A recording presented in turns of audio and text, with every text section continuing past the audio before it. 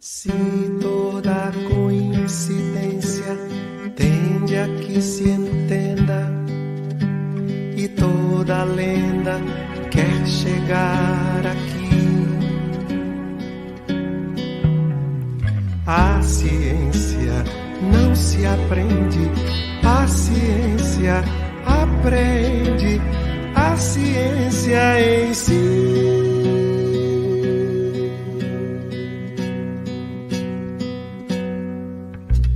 Se toda estrela cadente cai pra fazer sentido e todo mito quer ter carne aqui, a ciência não se ensina, a ciência insemina, a ciência em si.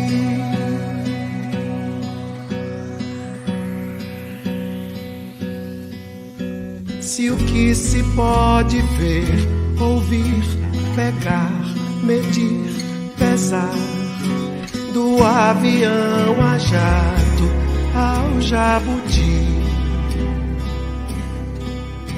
desperto que ainda não se pôde pensar, do sono eterno ao eterno devir. Como a órbita da Terra abraça o vácuo devagar para alcançar o que já estava aqui. Se a crença quer se materializar, tanto quanto a experiência quer se abstrair, a ciência não avança, a ciência alcança, a ciência em si.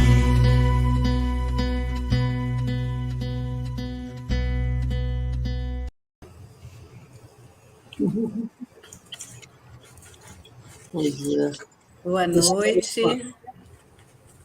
Boa noite. Boa noite a todos. Boa noite a todos e a todas. Deixa eu ver se meu microfone está ativo.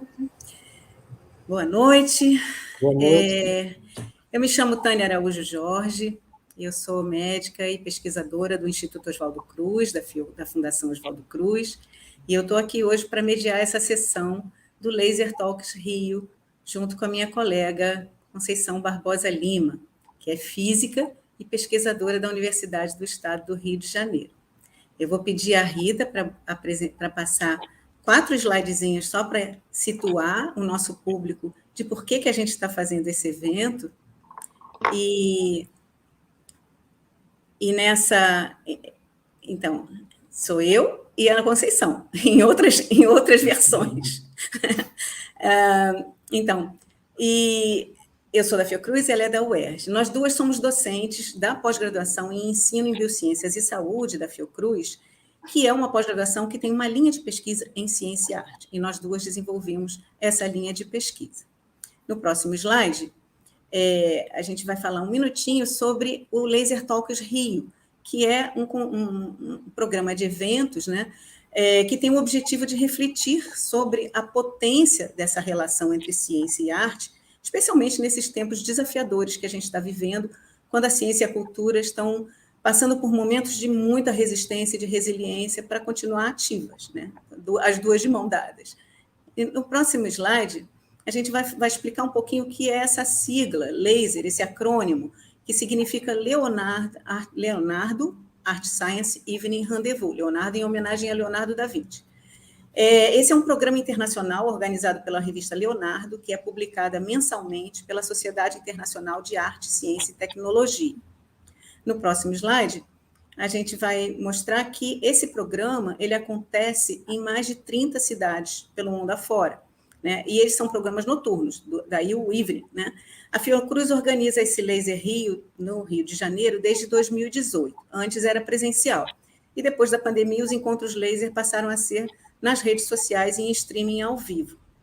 O próximo slide mostra que a gente vem divulgando o laser desde o início, né, desde 2018, quando a gente começou, e ele faz parte das atividades da Rede Ciência, Arte e Cidadania, que esse ano está fazendo o seu 11º simpósio, também todo online, com atividades mensais.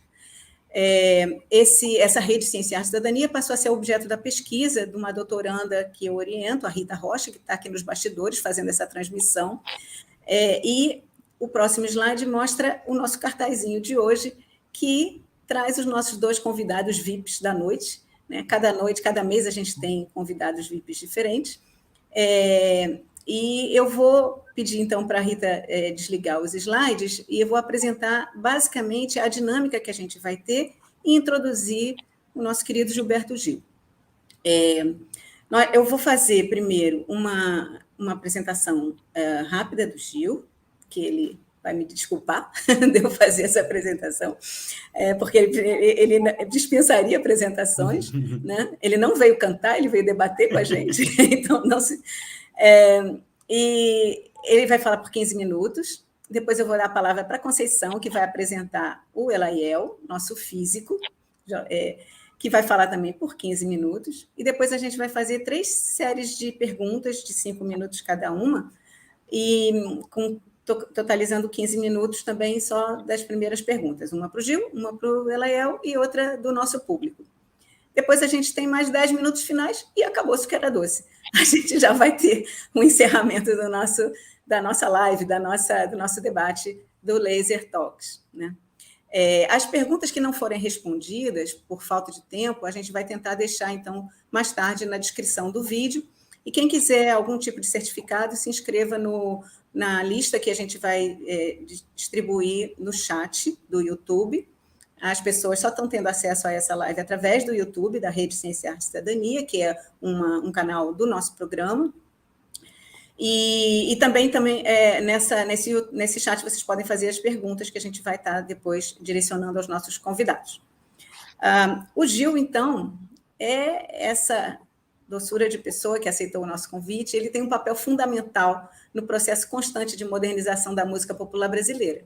Ele está na cena há mais de 55 anos, ele tem desenvolvido uma das mais relevantes e reconhecidas carreiras como cantor, compositor, músico, e a obra musical do Gil abrange uma ampla dimensão de variedades de ritmos e também de questões nas suas composições, né? Tanto pertinentes à realidade e à modernidade, elas vão desde a desigualdade social às questões raciais, da cultura africana à ocidental e oriental, da ciência à religião, ele é um dos que mais canta a ciência, né? Entre muitos outros temas. A abrangência e a profundidade nos diferentes temas da obra do Gil são qualidades específicas dele, fazendo desse nosso querido artista um dos melhores e mais importantes compositores brasileiros. Pelo seu engajamento sempre criativo em levar para o mundo o coração e a alma da música brasileira, o Gil tem sido contemplado por muitas entidades e personalidades e tem recebido muitos prêmios, tanto no Brasil quanto no exterior. Ele já tem mais de 69 álbuns lançados, teve 9 Grammy Awards, né? Além de títulos como Artista pela Paz da Unesco, Embaixador da FAO, Doutor Honoris Causa da Universidade de Berkeley. Enfim, são condecorações e prêmios, eu diria que é o currículo Lattes do Gil que a gente está lendo aqui na nossa apresentação, né? O talento e a curiosidade e a firmeza da convicção cultural como músico e embaixador tornam o Gil único, né?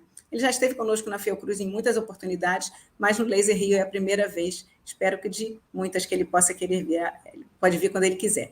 Gil, a palavra é sua para nos falar do que você quiser sobre essa relação ciência, arte e o que você mais quiser sobre a sua motivação para ser um artista que que interage com a ciência. Obrigada. Obrigada mesmo.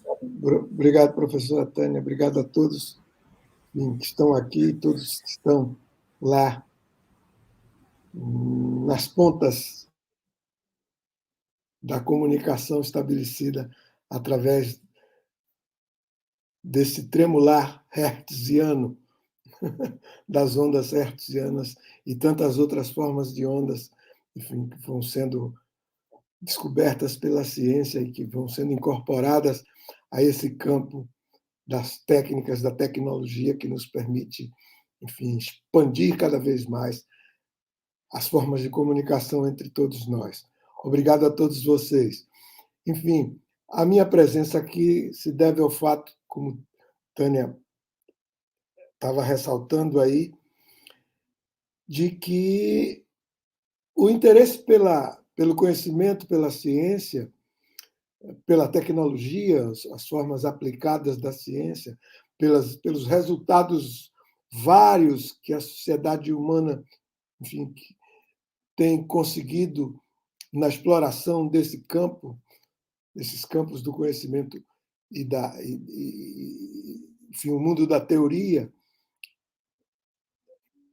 Essas coisas é que dão sentido um pouco à minha presença aqui, pelo fato de que no meu trabalho, na minha obra artística, no meu trabalho como compositor, e por decorrência desse trabalho como compositor em todos esses aspectos da comunicação, dos meios de comunicação utilizados por mim o tempo todo para me relacionar com o público, essas questões da ciência e da tecnologia são uma interface importantíssima desse meu trabalho.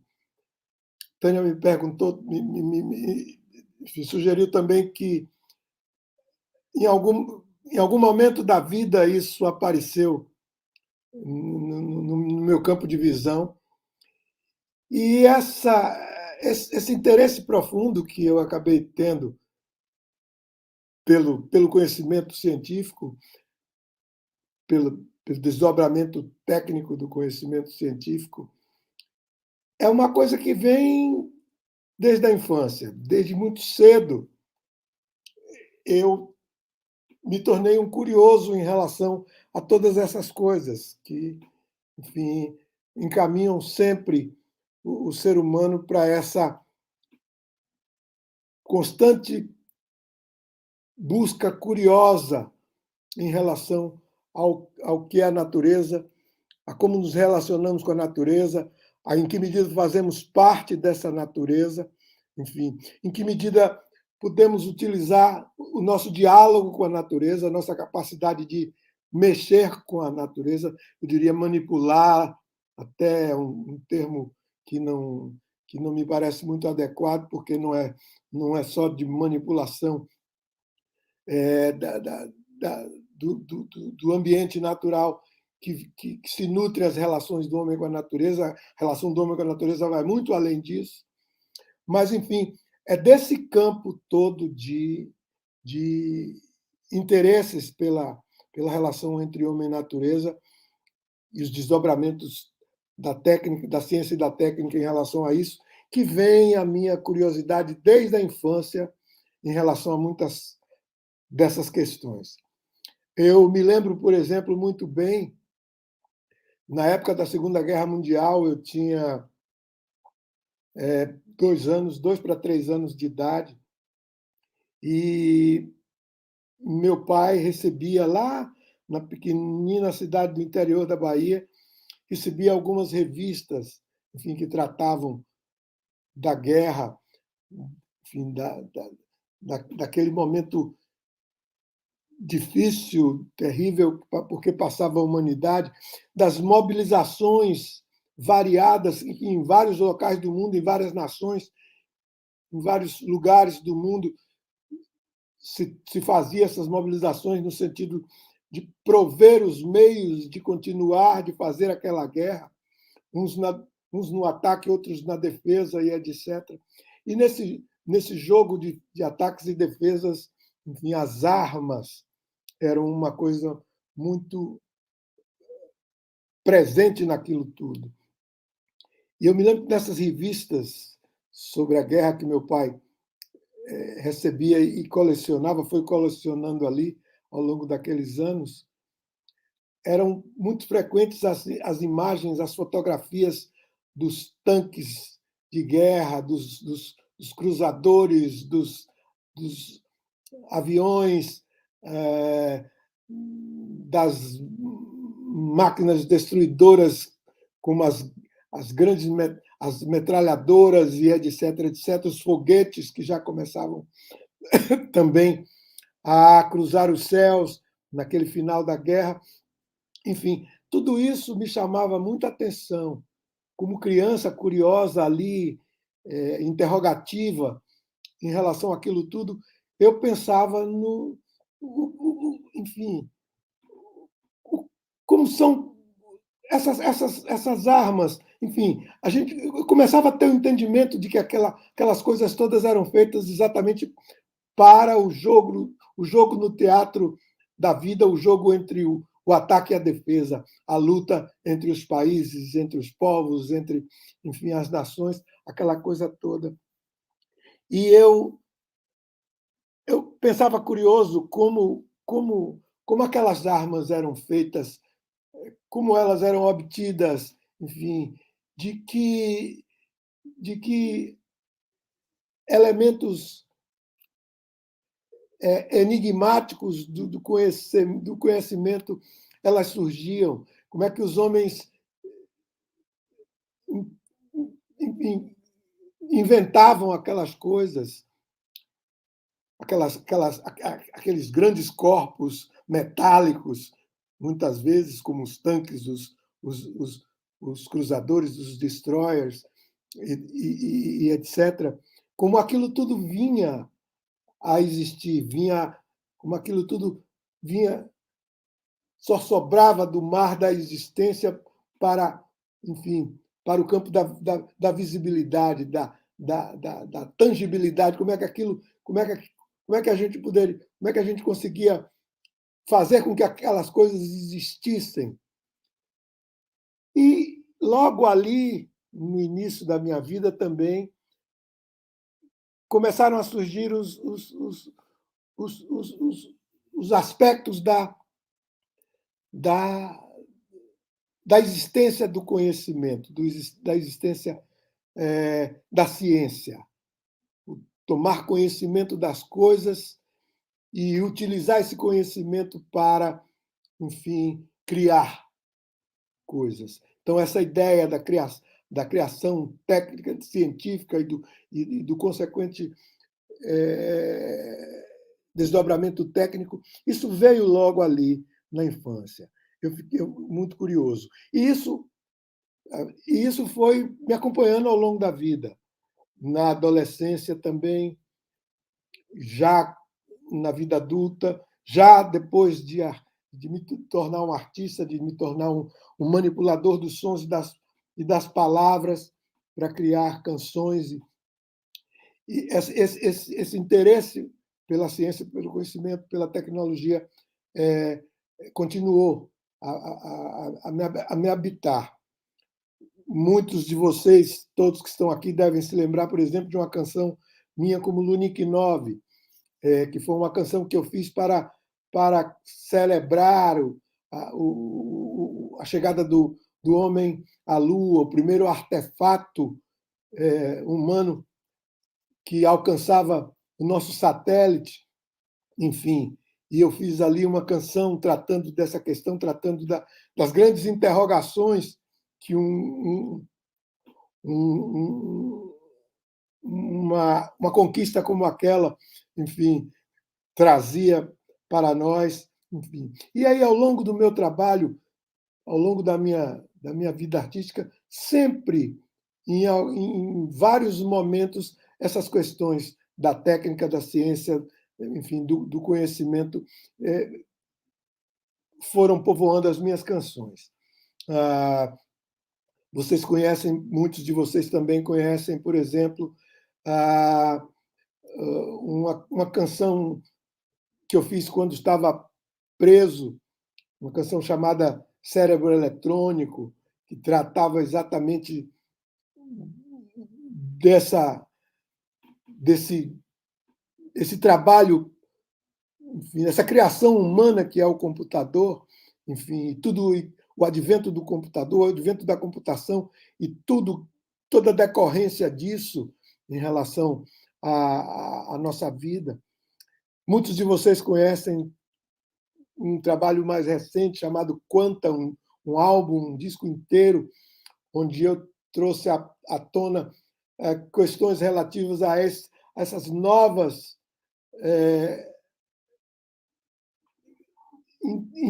essas novas percepções da realidade física, da relação do tempo, do espaço, a relatividade e todo o conhecimento novo que ela trouxe, a dimensão da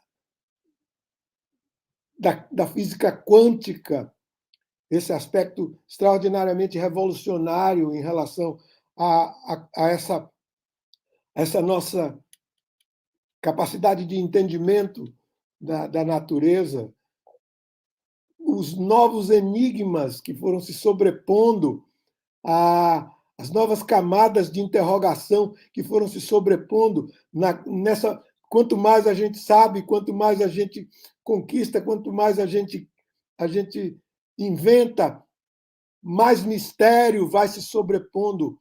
Enfim, a velha máxima filosófica, né?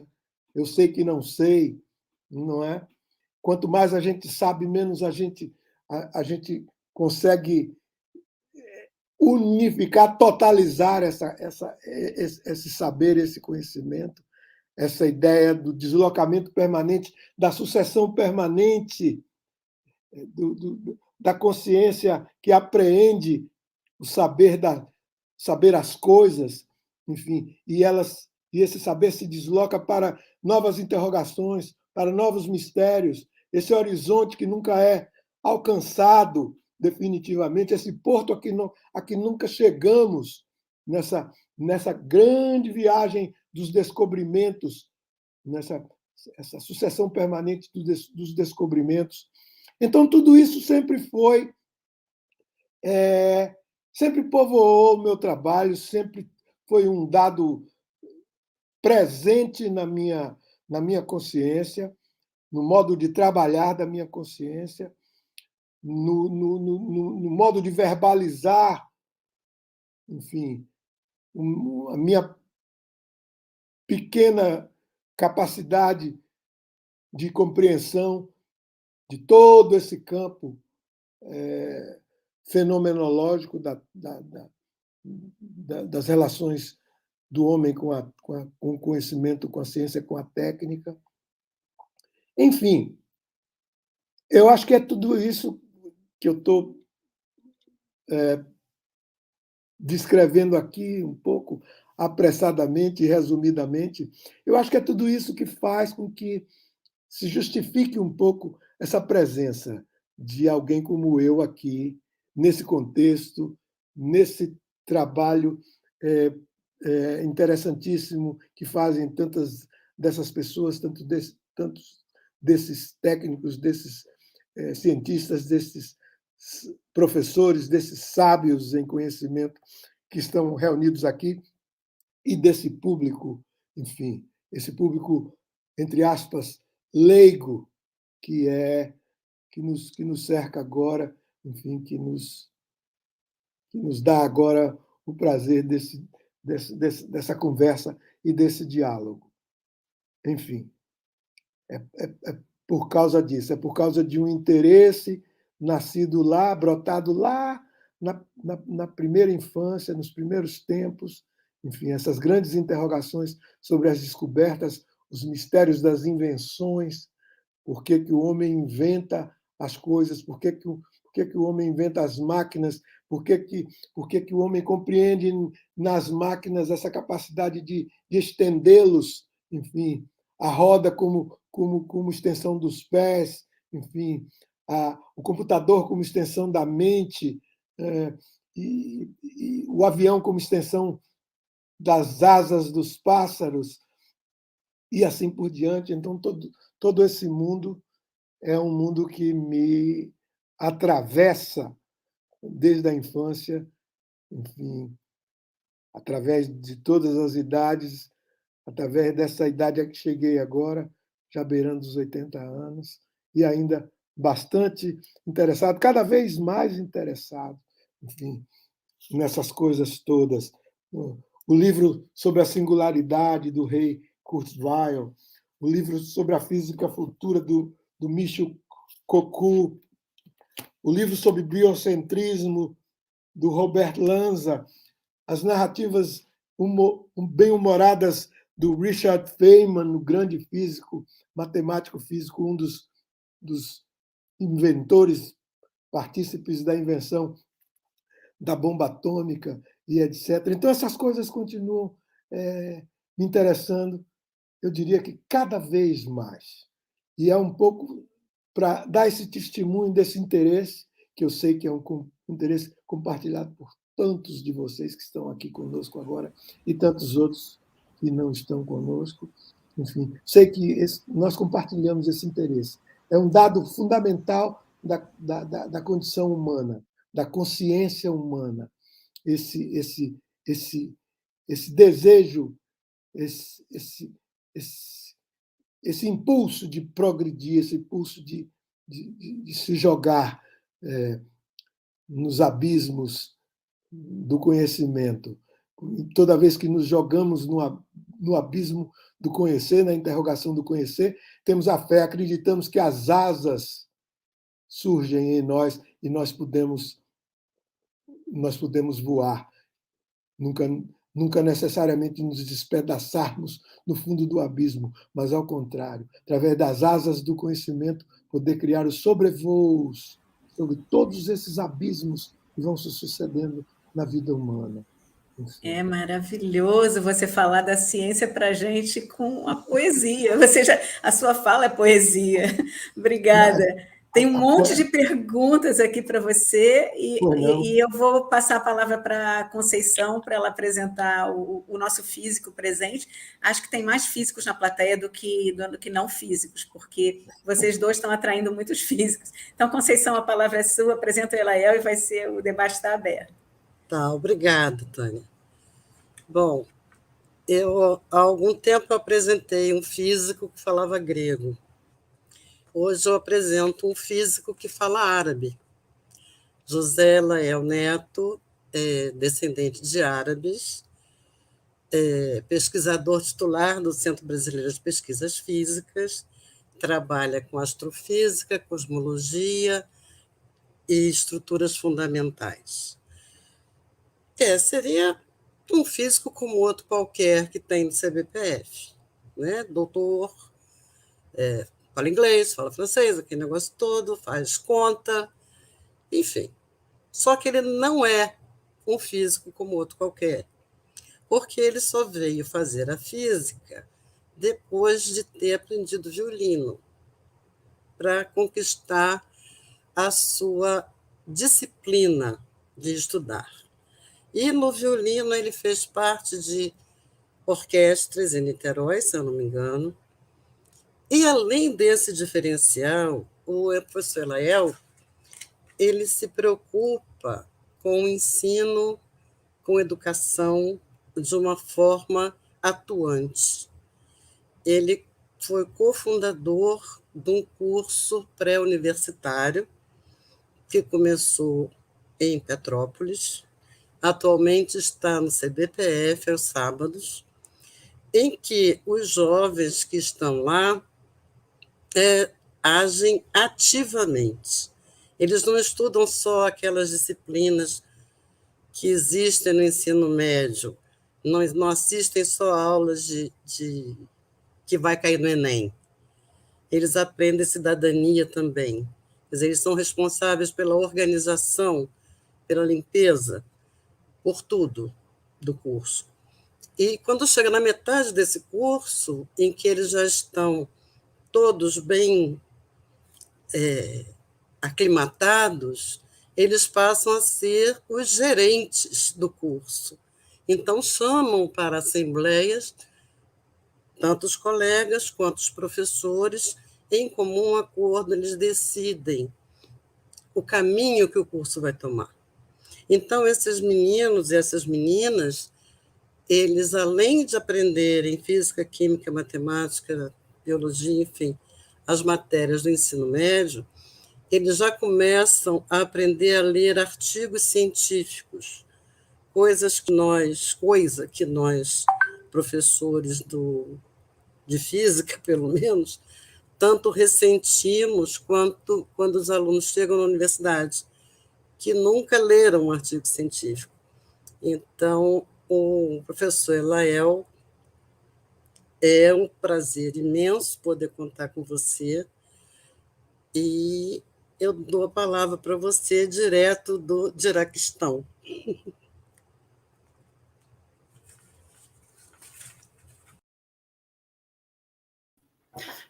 Obrigado, Conceição, obrigado, Tânia, obrigado, Rita, Arthur, todos os organizadores, obrigado, Fiocruz, por possibilitar esse diálogo. Né? Claro que nós estamos falando um diálogo da física com a música e falando com uma pessoa importantíssimo expoente da nossa cultura, que é Gilberto Gil. E sem haver nenhuma combinação prévia, sem nada ter sido falado antes, eu cheguei aqui, é tudo à primeira vista, né? Como se faz, às vezes, no concurso para a orquestra, ler uma peça à primeira vista. Achei muito interessante a colocação do Gilberto Gil, porque não é coincidência, nada na vida é coincidência. Há uma sintonia em que ele, em criança, muito interessado pela ciência, se faz nacionalmente e internacionalmente na física. E eu, o contrário. Eu, em criança, jamais, talvez a última opção da minha vida fosse realmente pensar em ser físico.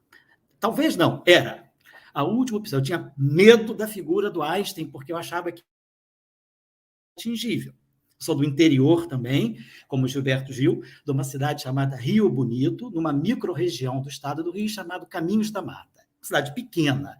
Então, pouca atividade científica e tinha muita atividade cultural. Então, eu cantava no coral da igreja, cantava no coral da escola, estudava música, tocava no coro da igreja, acompanhava o coral da igreja. Então, tive uma formação muito ligada à música. Fiz conservatório e a música me deu uma grande disciplina que me fazia, assim, sempre pensar no contexto. Daí, com 17 anos, na busca de uma... Eu não sabia direito, talvez não fosse a minha vocação, mas na busca de uma profissão, eu acabei entrando na física. Eu achava das matérias, vamos dizer assim, daquilo que seria tecnologia e ciência básica, eu preferia sempre as ciências básicas, física, química, matemática. Então, eu acabei indo para a física. Não fui para a música, mas não abandonei a música. Continuei estudando música, toquei em orquestra, como a Conceição falou, e aquilo foi muito importante para a minha disciplina e para a minha percepção da própria física. Porque eu acho importante a gente desconectar um pouco essa ideia da física como sendo algo só muito voltado para tecnologia e para aplicação. Essa é a cadeia final. Mas, às vezes, uma grande tecnologia ou uma grande física aplicada, ela vem de uma ideia completamente etérea.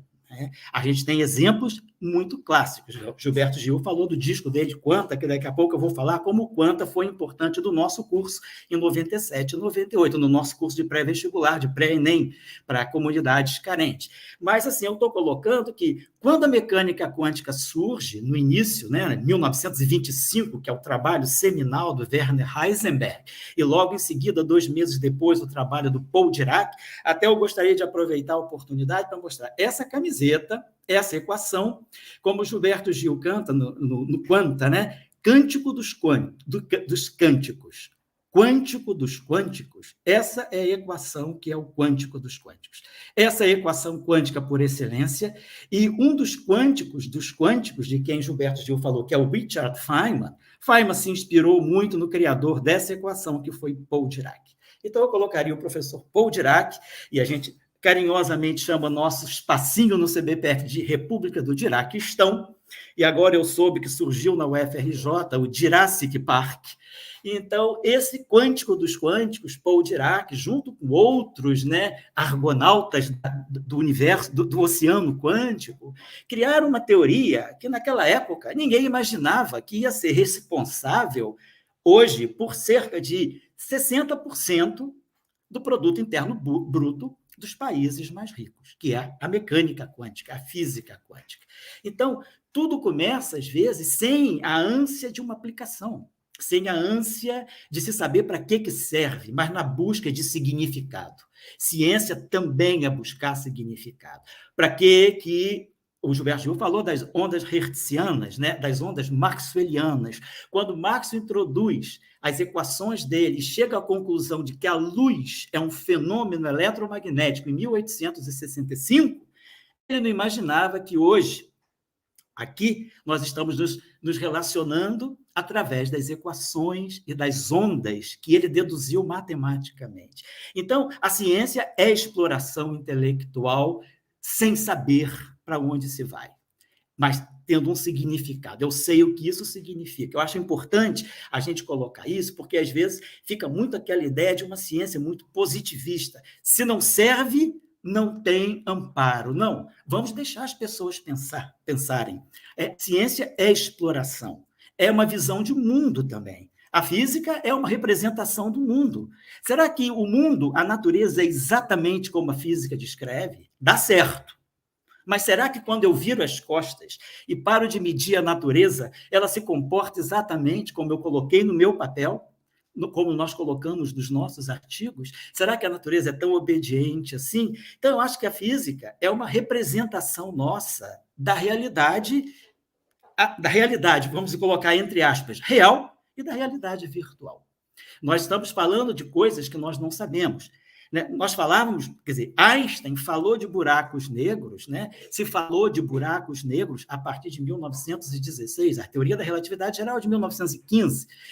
Os buracos negros, as ondas de gravidade, Gilberto Gil falou também de novas ondas gravitacionais que foram detectadas e anunciadas em 2016, 100 anos depois da concepção teórica. Então, nós estamos falando de concepção de mundo. A arte é uma concepção de mundo. A ciência também é uma visão de mundo. Não vamos pensar que as equações dizem tudo porque elas são certas e nós somos escravos das equações. Não. Nós manipulamos as nossas equações. E é interessante a gente observar que o fluxo da física ele vai muito junto com o fluxo da música. Me perdoe se eu falo um pouquinho de música erudita, não para mostrar conhecimento, mas porque foi um pouco a minha formação. Quando a gente fala de Galileu inaugurando a física moderna, né? Galileu lá no século XVI, no século XVII, inaugurando a física moderna, nós estamos falando também de Cláudio Monteverdi, que era um compositor italiano que estava fazendo a passagem da Renascença para o Barroco. Quando a gente fala de Bach, de Vivaldi, nós estamos falando também de Isaac Newton, são contemporâneos. Newton fundou as 3 leis fundamentais da mecânica, os 3 princípios fundamentais, o seu livro Os Principia, do final do século XVII, 1685, 1867, mais ou menos, né? E Bach lança o cravo bem temperado, que nos dá a tonalidade da escala ocidental. Então, nós estamos falando digamos assim, há uma sincronia entre os desenvolvimentos da música e da física. Depois nós chegamos a John Dalton, que é praticamente o fundador da teoria atômica, né? John Dalton, lá, final do 1767, até o John Dalton ele morre em 1844, mais ou menos. Então, John Dalton, lá no século XVII, junto com Mozart e Beethoven, que também nasce no século XVII, 1770, né? Então, nós estamos vendo um movimento na música, o movimento de Mozart que chega a Beethoven e o Dalton que vai chegar a Maxwell. E Maxwell, então, já é, digamos assim, é esse cara que começou a pensar uma forma muito matemática de se fazer física, além de Newton também, claro. Então, não vamos desconectar o discurso da física e da arte, da ciência e da arte. Caminham juntas, os movimentos, né? Não é coincidência que nesse ano nós celebramos 100 anos de uma peça chamada 6 Personagens em Busca de um Autor, do napolitano Luigi Pirandello, que é uma peça que ela desconstrói completamente a noção de espaço no teatro. Exatamente há 100 anos, em 1921, Theodor Kaluza lança a 5ª dimensão. Ele desconstrói essa nossa visão de um espaço-tempo fixo com 4 dimensões, tempo e 3 espaços. Ele lança a 5ª dimensão para compreender um processo é uma busca filosófica da física, que é a unificação dos campos de força da natureza. Não é coincidência que são 100 anos da peça de Pirandello e 100 anos do artigo do artigo do Teodor Kaluza. Em 1917, Pirandello escreve Così esse vi pare, assim essa lhe parece. Nesse mesmo tempo, o que essa peça traz? A questão da liberdade de interpretação. E, nesse mesmo período, a Emmy Noether, uma grande matemática impulsionadora da física, a quem a física deve muito a essa matemática, não reconhecida na sua época, por uma questão claramente de gênero, a Emmy Noether lança a interpretação de questões matemáticas que podem servir para descrever processos físicos muito claros. Então, nós estamos falando de um período em que nada acontece. Quer dizer, Emmy Noether não precisou do Pirandello, nem Pirandello precisou da Emmy Noether, mas havia, vamos dizer, um fluxo de ideias, o mundo estava caminhando num fluxo em que as ciências, as artes, elas estavam pensando naqueles temas, naqueles conceitos. Então, eu acho que é muito importante a gente perceber, bom, não vamos esquecer que em 1921, no Brasil, nascia Paulo Freire, não vamos nos esquecer dessa pessoa tão importante para a educação, para o ensino, para a cultura brasileira. Então, é isso que nós estamos falando. Então, eu acho que é importante, assim, como estudante de música, que eu sempre fui, os estudantes do CBPF com quem eu trabalho, para quem eu dou aula, todo domingo eu passo os e-mails para os estudantes. Dos meus e-mails, sempre eu coloco a programação da semana consecutiva, mas sempre mando uma música ligada aos temas da física. Se eu leio um artigo, eu sempre gosto de ler aquele artigo da física e pensar qual é a Sinfonia de Mozart, ou qual é a Villa-Lobos, ou Alberto Nepomuceno, quem é a música que corresponderia à ideia desse artigo, ou à ideia de uma descoberta, né? Então, eu acho que eu gosto muito de fazer essa ligação, porque física, arte, ciência e arte é a mesma coisa, é visão de mundo. Me dói muito, dói nos meus ouvidos quando eu ouço falar filosofia e ciência. Que é mais ciência do que a filosofia? A filosofia é a mãe das ciências. Então, vamos falar de uma ciência, a filosofia natural. Então, ciência, arte, música, física, está todo mundo caminhando junto. E eu acho que o Gilberto Gil expressa isso muito bem na canção dele, né, naquele disco Quanta, de 1997, que várias vezes eu usei essa música, a letra do Quanta, para trabalhar com os estudantes, quando nós falamos de modelo atômico e precisamos lançar a ideia do que é um quantum e do que são os quanta. E ali tem uma frase que eu acho que é fantástica, que resume tudo isso que eu falei aqui, e provavelmente, desculpa se eu estou me apoderando de alguma coisa que o Gilberto Gil falou, mas que a arte é irmã da ciência. Isso é dito na poesia Quanta, do Gilberto Gil. A arte é irmã da ciência. Ambas filhas de um Deus fugaz, que em um momento faz e no outro desfaz. Cacete, isso é a coisa mais ligada às transições de fase do universo primordial. As grandes simetrias foram feitas imediatamente após o Big Bang e logo em seguida foram desfeitas. Novas simetrias surgiram e foram desfeitas. Então, é esse o universo da ciência, o fazer e o desfazer. Aquilo que se faz, aquilo é desfeito. Aquilo que o Gilberto Gil falou, o horizonte que nunca é atingido. Como se fosse, né, o horizonte de um buraco negro. Será que a luz vai chegar lá no horizonte do buraco negro? Então, eu acho que eu já vou um pouco caminhando para o final, que eu também eu quero respeitar o tempo, mas dizer o seguinte, esse diálogo é muito propício, porque não vamos desconectar, tudo é conhecimento humano. A ciência é uma representação do mundo, todas as ciências. A arte é uma representação do mundo, todas as artes. Nós estamos buscando compreender o mundo real e o mundo virtual.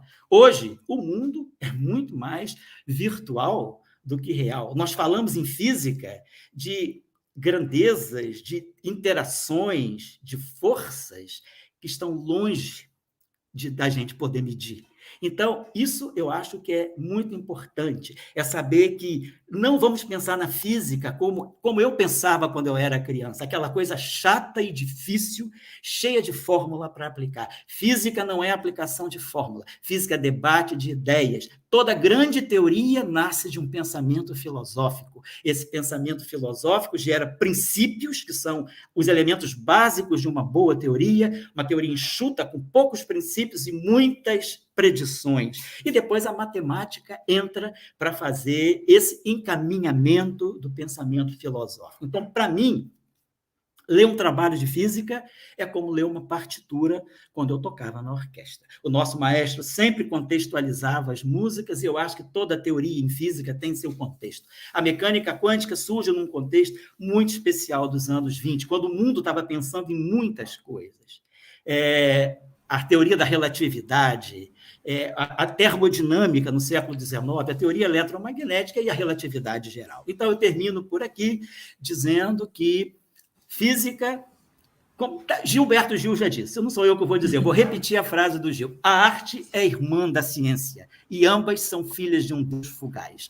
Nada mais importante do que isso para colocar para os nossos estudantes, sejam eles de ensino médio, de ensino fundamental, de ensino superior, de pós-graduação. Vamos pensar na arte não como sendo um deleite, simplesmente um hobby para nos distrair das durezas desse mundo. Não, arte é ciência, e ciência é arte. Eu conheci grandes artistas porque eram cientistas. Conheci Paul Dirac, conheci Abdus Salam, conheci Eugen Wigner e Cheng Ning, todos prêmios Nobel de Física, mas, na minha opinião, todos grandes artistas, porque souberam representar a natureza. Então, eu queria agradecer às colegas por esse debate, agradecer ao Gilberto Gil por ter me dado tanta inspiração com a sua fala, para encaminhar a minha fala dessa maneira, que eu não saberia muito como colocar, mas, a partir dele, ele me deu a partitura, eu simplesmente toquei. Muito obrigado. Uma pimentinha na conversa toda. Nos versos, a arte irmã da ciência, ambas filhas de um Deus fugaz, que faz no momento e no mesmo momento desfaz. Essa ideia da simultaneidade. É isso aí, essa Gil. Ideia de que a temporalidade é gerada pelo instante. O instante é que faz o tempo. O instante desemboca, faz com que o tempo que veio ali desemboque no instante seguinte. Então, é eterno fazer e desfazer. Essa ideia da instantaneidade, da simultaneidade. Não é? Todo o campo fenomênico do existencial. Então, a pimentinha era essa, porque, às vezes, a gente é tentado a cometer o lapso que o Ilael cometeu aí, de dizer que o Deus fugaz que faz no momento e no outro momento desfaz. Não é que faz no momento e no mesmo momento desfaz. Tá certo, Gil. Fazer e desfazer com essa ideia que está contida no termo, né, grego que povoou a filosofia, o saber, a ciência, que é a poiesis, né? Essa ideia da poiesis, a ideia do fazer e saber, fazer é saber, saber e fazer, saber e fazer. O que não se sabe não se faz, o que se faz vai dar no que se sabe, o que se sabe vai dar no que se vai fazer. Esse encadeamento, essa sucessão permanente. Poiesis, que não é por acaso, que é a raiz, não é, da palavra poesia, né? O poético da ciência. Essa coisa que a Tânia se referia, não é, em relação à minha fala, uma fala poética, e que lá é agora, enfim, a fala científico, artística, musical. Então, esses campos todos, o campo do conhecimento, o campo da busca, o campo da tentativa do desdobramento do mistério. O mistério se desdobra, ele não é nunca decifrado, ele é só desdobramento, ele se desdobra, enfim, numa página que esclarece coisas que precisavam ser esclarecidas e, ao mesmo tempo, encobre outras coisas que vão propiciar o novo momento do descobrir, enfim, que é o mesmo momento do encobrir, encobrimento, descobrimento, permanentemente nessa eterna coincidência. Enfim, essa era a pimentinha que eu queria acrescentar à fala do Ilael. Só uma palavrinha mínima de menos de 1 minuto, 30 segundos. Oi, Gil não. colocou a pimenta baiana. Deixa eu colocar a pimenta árabe. O que Gil falou, a pimenta árabe gostosa do quibe, né? O que Gil falou, Gil citou Stravinsky, colocando o tempo como a desconstrução da duração. Tempo não é mais duração. É isso que você está dizendo. É Stravinsky puro. Muito obrigado, gente. Só isso. Gente, a gente acertou nessa dupla. A gente tem mais de 550 pessoas falando nesse chat, presentes. Eu vou colocar aqui algumas questões e alguns comentários e vou deixar alguns outros para a Conceição depois colocar quando vocês comentarem. Acho que já saiu um pouco do meu script, porque não tem como, né? Olha só, viva a ciência, viva a arte, viva a física, isso tá muito presente, né? Respeito, admiração, amor, fusão. E Gil, tem 2 perguntas muito específicas para você, né? O Dulcídio Braz Júnior diz assim: grande Gil, gênio. Lembro-me dele cantando no ciclo básico da Unicamp para os alunos nos anos 80, inesquecível. Você está arrebatando os corações aqui. Alguns pedem para você voltar a ser ministro da Cultura, né? E o Saulo Carneiro diz: Gil, sou filho do namorado da garota de Barbalho. Lembra? Eu não sei o que é. Queria que você contasse seu encontro com Schoenberg e do que falaram. Como nasceu a homenagem a Desmond Tutu? E mais uma pergunta sobre isso. Como você, a Lucy dos Santos, como você compôs Quanta? Chegou a estudar mecânica quântica? Qual foi sua genialidade, ou foi sua genialidade nata na Bahia? Então, deixo aqui essas 3 perguntas direto para o Gil e depois a gente fala um pouquinho mais. O encontro com Mário Schoenberg, através do George Maltner, um grande autor, um grande pensador, um grande filósofo, um grande músico, também compositor, enfim, amigo, tinha tido convivência com Mário Schoenberg desde a infância, e um dia me levou à casa do Mário Schoenberg, enfim, aquele físico, não é? Extraordinariamente envolvido com o mundo da arte, um grande crítico de arte, um grande apreciador das artes plásticas, da pintura, enfim, da música, de tudo. Eu tive o prazer, a felicidade de conhecer Mário um dia na casa dele ali em São Paulo, não me lembro agora exatamente o bairro. Mas, enfim, foi um grande inspirador do meu trabalho. Ele que foi, enfim, um dos alunos preferidos do Einstein, né? Na época de Princeton, da Universidade de Princeton, enfim, responsável por grandes descobertas também nesse campo das micropartículas, das subpartículas atômicas, né? O Mário Schoenberg. Enfim, quanto ao Quanta, eu nunca tive...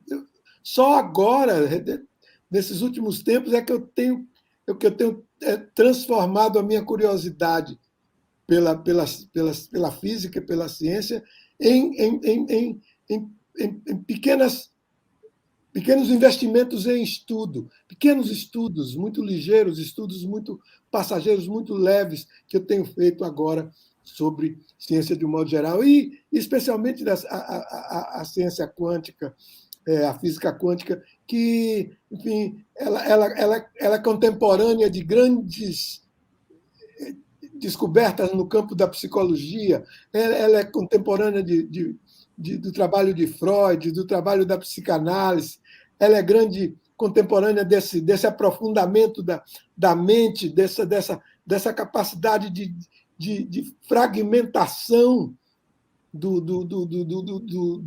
da matéria mental em várias micropartículas, etc., de que a análise, a psicanálise se incumbe de dar de corporificar, de dar nome, de dar sentido. Enfim, é isso, não tem...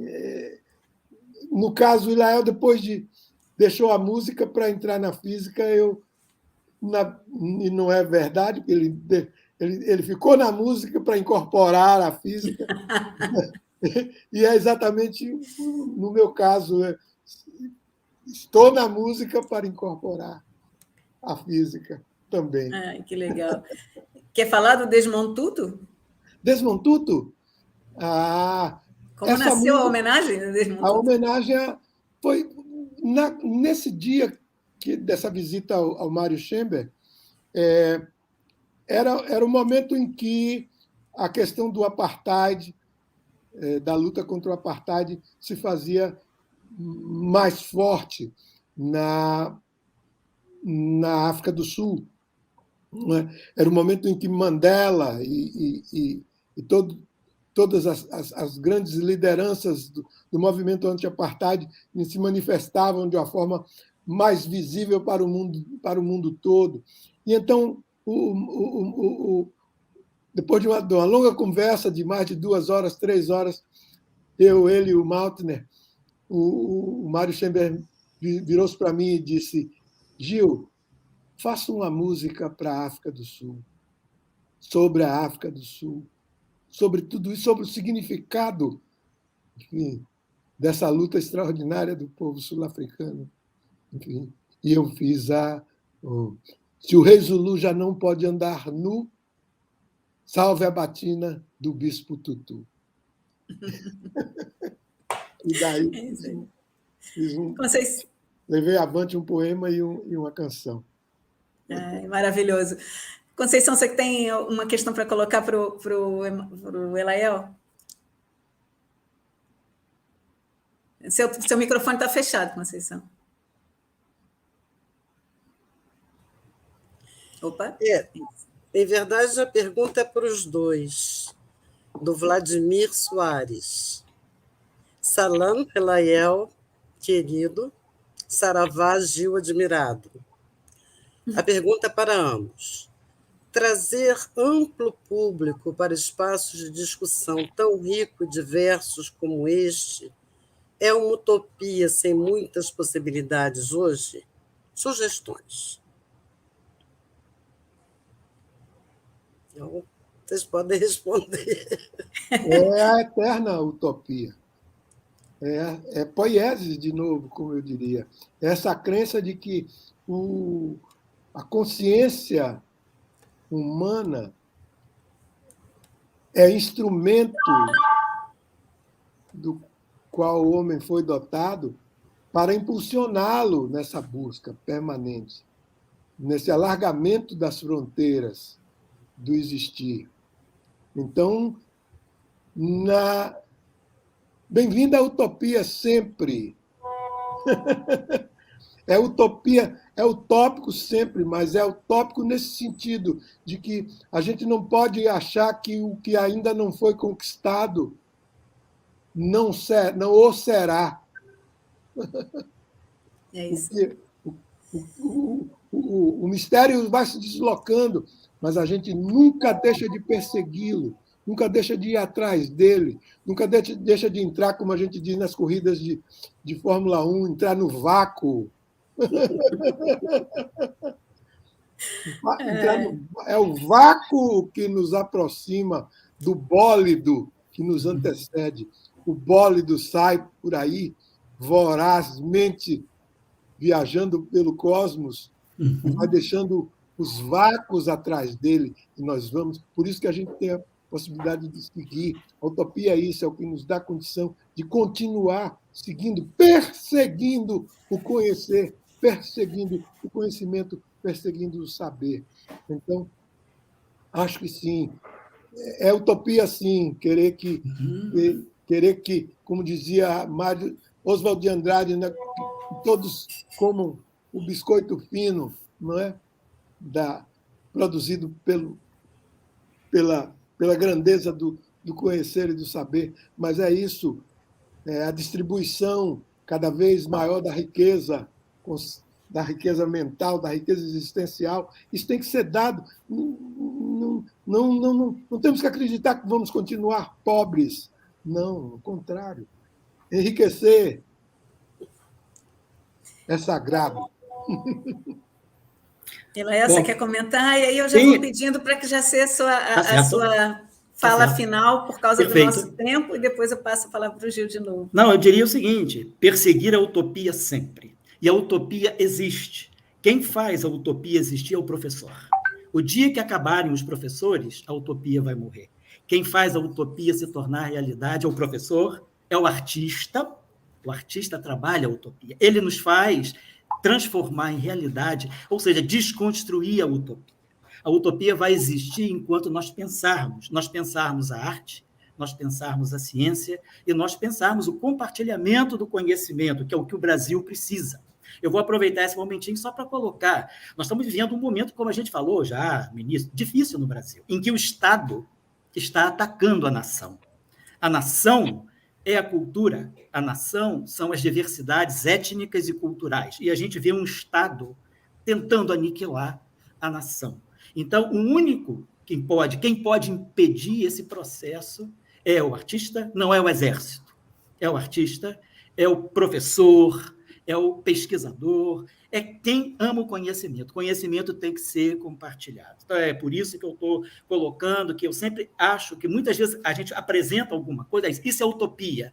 Não, o papel, né, da ciência é tornar a utopia realidade. Né? Então, quando que Dirac, em 1931, quando ele prevê a antimatéria, era utopia, ele foi atacado por grandes físicos por conta disso. Hoje, a utopia ela virou a tomografia de elétrons e pósitrons para curar câncer. Então, a utopia ela vai sempre se tornar realidade a partir de um professor, a partir de um artista, a partir de um escritor, de um compositor, a partir de um matemático, a partir de um professor. Então, eu queria só terminar deixando essa mensagem. Tem muitos jovens aqui, né? Eu sou bastante velho para ficar dando conselho, né? Aquele conselho do titio do churrasco, não sou esse tipo, mas eu queria dizer o seguinte: vamos sim trabalhar a utopia, como falou o Vladimir. A utopia ela depende de nós, ela só vai ser utopia se nós não quisermos. O dia que nós quisermos, a utopia vai virar plena realidade. Então, é isso que eu queria colocar. E ciência é compartilhamento. Física é compartilhamento, arte é compartilhamento. Nós temos, sim, que compartilhar todos os saberes, até para honrar os 100 anos de Paulo Freire, que nós vamos comemorar no dia 19 de setembro. Muito obrigado a vocês pela oportunidade, um abraço a todos e feliz final de evento. Obrigada, Elael. Obrigado, Elael. Gil. Obrigado a todos vocês. O que você tem para nos falar para encerrar aqui, antes da gente concluir? Essa sua experiência de encontro com cientistas. É a alegria que é, né? Essa célula de euforia que não é que me bate no peito ao poder, aos quase 80 anos de idade, ainda estar aqui com todos vocês, com os jovens, com todo mundo, trabalhando cada vez mais para essa ilustração, para esse trabalho da ilustração, para nos ilustrarmos cada vez mais, para nos iluminarmos com o sol do saber, com o sol do conhecimento, com a força da ciência. Muito obrigada pela sua presença, pelo seu carisma, pelo seu calor e pela sua poesia para nos inspirar nisso tudo. Né? Conceição, você quer suas últimas palavras, Conceição?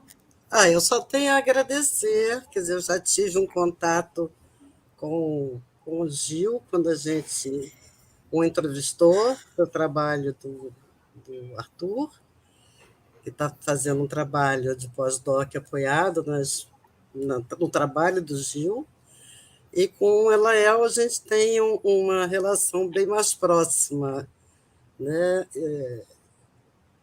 Já de algum tempo que a gente se conversa, às vezes mais distante, às vezes mais de perto. Uma relação, uma amizade que tem frequência. Exatamente. Ela tem uma frequência um pouco assim diversificada, mas tem. Então, eu só posso dizer que eu estou absolutamente encantada. Gostei imensamente. Eu tinha quase que certeza que vocês dois iriam fazer um tremendo sucesso. E assim foi. Foi muito bom. Eu só tenho a agradecer. Obrigado. Obrigado a todos vocês. Eu também, só para um agradecimento final e um aviso a todos aos nossos internautas, né, porque estão olhando aqui pela internet. Primeiro, esse agradecimento muito forte aos dois, Gil e Elael, e ao Arthur e à Conceição, que propiciaram esse encontro, né? Muito forte mesmo. Dizer que essa saída dos muros que vocês também falaram, né, esse voo que a gente está fazendo aqui, e o Gil falou muito bem, é também uma necessidade de todos nós, né? Então, sair dos muros para falar de ciência, para falar de arte, para fazer esses encontros. Antes a gente fazia presencialmente, agora é muito mais potente fazer no virtual, e a gente só descobriu isso fazendo, né? Foi impressionante como a gente descobriu essa potência. Esse é um evento totalmente gratuito, ninguém está recebendo aqui nem cachê, nem hora-aula, nem nada. Estamos fora do nosso horário de trabalho, nós e as pessoas que estão nos bastidores todos, fazendo a transmissão, fazendo a gravação, são estudantes de pós-graduação, são pesquisadores fazendo pós-doutorado, que acreditam nessa potência, desse encontro, né? E que isso pode sensibilizar outras pessoas. Então, podem contar conosco. No nosso programa, a gente tem essa linha de ciência e arte. Se o Gil quiser divulgar isso para outros artistas, uma das coisas mais importantes que a gente precisa é mais artista interagindo com cientista. Você é o primeiro, você é aquele que fundou o cantar da ciência, né? Com aquele, não só desde o Lunic 9, né? Mas você tem um papel fundador, não é à toa que o Arthur está estudando ciência e arte na obra de Gil, como um projeto de pesquisa, né? Gil virou objeto de investigação, é uma coisa assim, impressionante nesse campo. Então, talvez ele possa ser um outro embaixador, o embaixador da relação da ciência com a arte, eu acho, e a gente está à disposição no programa, no Instituto Oswaldo Cruz, na Fundação Oswaldo Cruz e em todas as universidades que a gente tem essa rede. Elael falou do professor. Nós fazemos parte da rede de programas de ensino e educação no país todo. Então, isso está chegando para o país todo e vai chegar cada vez mais. São muitos programas já falando de filosofia, ciência e arte, está tudo junto. Está tudo junto e para resolver problemas, para resolver questões, né? Com mais questões, com mais perguntas. Muito obrigada pela presença de todos vocês. Tá? Eu estou, assim, encantada. Encantamento e alegria, acho que são as palavras desse encontro. Muito obrigada a todos. Obrigada ao Jorge pelas Libras, né? E pela tradução em Libras, ele também é da academia. Obrigada à Rita e ao Tiago, que estão aí nos bastidores, e ao Arthur, que fez essa mágica. Até outro dia. Até outro dia. Muito obrigada. Até a próxima. Até a próxima.